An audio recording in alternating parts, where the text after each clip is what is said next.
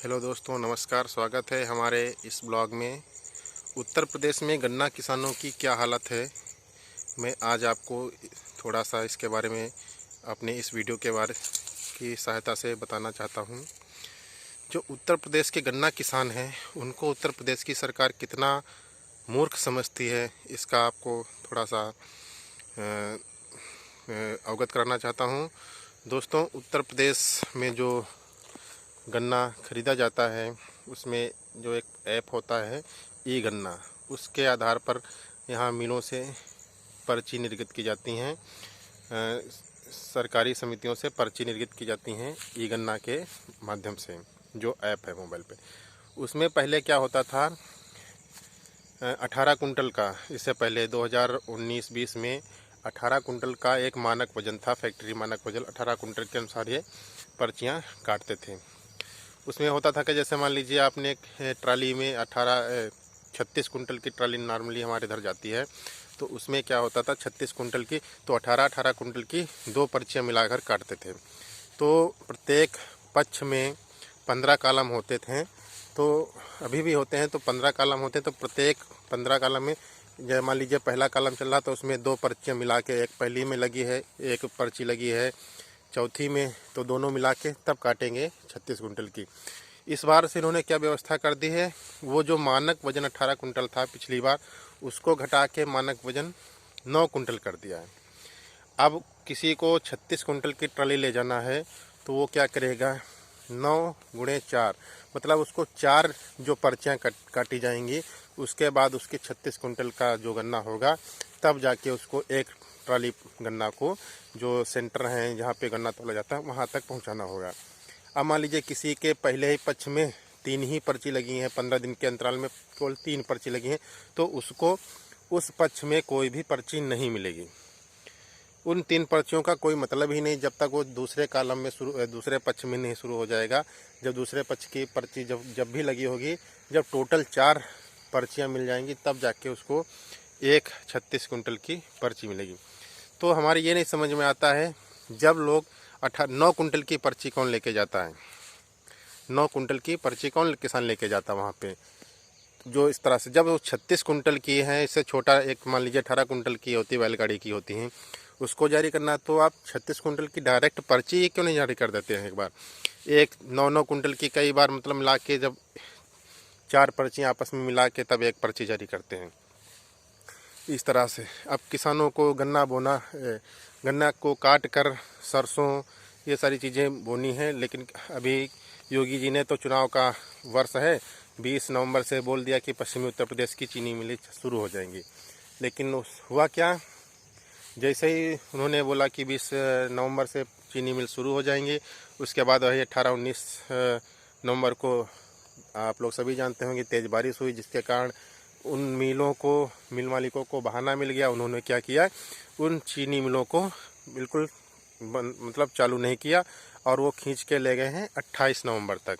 अब 28 नवंबर को बोले हैं, अब ये चालू होगी 28 नवंबर, वही 30 नवंबर के 28 नहीं, 28 अक्टूबर तक चालू करने के लिए बोला है। तो वही नवंबर के पहले सप्ताह में या पहले नवंबर से या 28 अक्टूबर से ही मिल क्या हो जाएंगी, शुरू हो पाएंगी।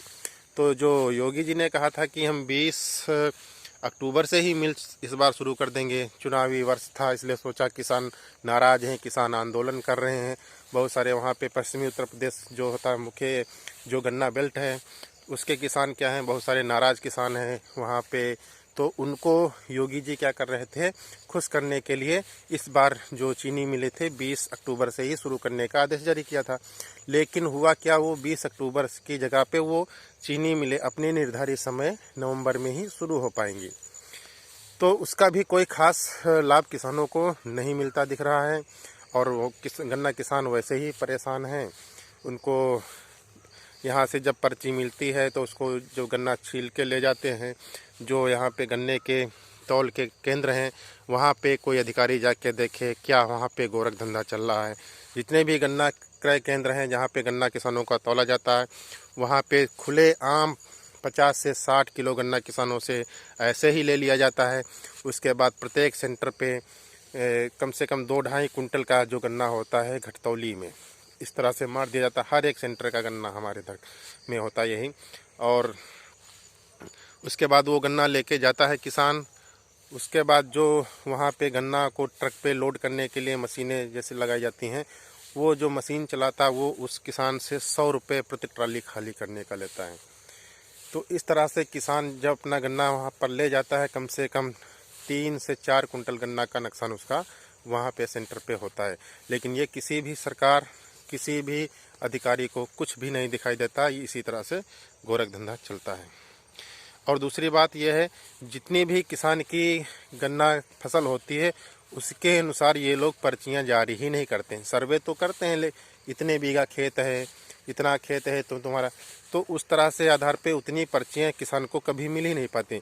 जैसे मान लीजिए 12 पक्ष हैं, 12 पक्ष चलने होते हैं तो मुश्किल से 7-8 पक्ष ही चल पाएंगे। 7-8 पक्ष चलने के बाद वही आ जाएगा जनवरी आ जाएगा या फरवरी। उसके बाद क्या करेंगे ये लोग, साथ में सारी पर्चियाँ एक साथ काट देंगे। किसान वो पर्ची लगा ही नहीं पाता है। एक साथ में 5-5 पर्ची, 6-6 पर्ची कुछ हो ही नहीं पाती हैं। अभी जिसको ज़रूरत है वो पर्चियाँ मिलेंगी नहीं, वो सब रोक के रखी जाती हैं। लास्ट में सारी पर्ची एक साथ रिलीज कर दी जाती है, तो वो पर्ची भी किसान नहीं लगा पाता है। उसके बाद क्या होता है, उसका बेसिक कोटा वही कम ही रह जाता है। इस तरह से अब हमारा खुद का ही, मेरे पास एक खेत है मेरे नाम पे ही, बाकी तो खेत हमारे पिताजी के नाम पे हैं। तो मेरे नाम पे 1.5 बीघा हमारे यहाँ के खेत है। तो उसमें जो हमने 2 साल हो गए, तब इससे पहले मैंने सट्टा बनवाया था गन्ने के लिए। तो उसमें ये हुआ, मैंने सट्टा बनवाया तो 1.5 बीघे में जो उपज हमारी गन्ने की है लगभग 80 से 90 क्विंटल गन्ना हो जाता है। अब ये मिल वाले जो सर्वे करते हैं इनके अधिकारी, इनको पता नहीं 1.5 बीघे में कितना गन्ना ये लोग पैदा करते हैं किसानों का। उसमें जो हमारी पर्ची बनाते हैं 18, पिछली बार तो 18 कुंटल की बनाई थी एक पर्ची, उसके बाद क्या इस बार 20 कुंटल की बनाई है। अब बताइए हमारे पास 80 कुंटल गन्ना है, वो 20 कुंटल गन्ना हम उसको देंगे, उसके बाद बाकी का गन्ना हम कहाँ ले जाएंगे। तो ये हमारी मतलब 20 कुंटल गन्ना किस खेत में कितने जगह में होगा, इन लोगों को नहीं पता है। किस तरह से, किस आधार पर पर्ची बनाते हैं। अगर यहाँ पे जो गुड़ बनाने की बेल ना हो तो ये पूरा किसानों का गन्ना क्या हो जाएगा, बर्बाद हो जाएगा। और ये गुड़ बनाने की जो क्या कहते हैं बेल है, इस पे अपना किसान औने पौने पे गन्ना बेचने को मजबूर होता है, क्योंकि अभी सरसों की बुआई शुरू होने वाली है। उसके बाद ये मिल का तो ऐसे ही खेल चलता रहेगा। उसके बाद नवंबर के आखिरी से या मिड नवंबर से गेहूं की बुआई किसान शुरू कर देंगे। तो उसी मजबूरी का फ़ायदा ये लोग क्या करेंगे, जो गुड़ बेल हैं ये उठाती हैं और किसान के गन्ने को औने पौने दाम पे खरीदती हैं। उसका रेट वही, अगर मान लीजिए गवर्नमेंट में 350 रुपये का रेट तय किया है, तो यही जो गुड़ बेले हैं ये गन्ने का रेट 150 से 200 रुपये, इससे ज़्यादा नहीं। क्योंकि उस समय किसान की मजबूरी होती है गन्ना को बेचने की, इसलिए वो क्या करता है, गेहूं बोना है क्योंकि उसके पास खाने का अनाज भी नहीं है, तो वो अपने गन्ने को काट के 150 से 200 रुपये में बेच देता है। तो ये कालाबाजारी उत्तर प्रदेश के किसानों के साथ, गन्ना किसानों के साथ मुख्यतः हो रही है। और इसको कोई भी अधिकारी, कोई भी सरकार, किसी उसके आँख के नीचे सबको पता ये ऐसे काम हो रहे हैं, लेकिन किसी को ये कुछ नहीं दिखाई देता है। अगर आपको ये मेरा वीडियो अच्छा लगा तो कृपया हमारे इस चैनल को सब्सक्राइब कीजिए। धन्यवाद। और इस वीडियो को शेयर कीजिए ताकि अधिकतर लोगों के पास ये वीडियो पहुंच सके। कुछ हमारे अधिकारी या जो सरकार में उच्च पदों पर बैठे हैं उनको भी इस पता तो ये सबको है, लेकिन ये वीडियो इतना फैला दीजिए कि ये सबके पास पहुंच सके। धन्यवाद।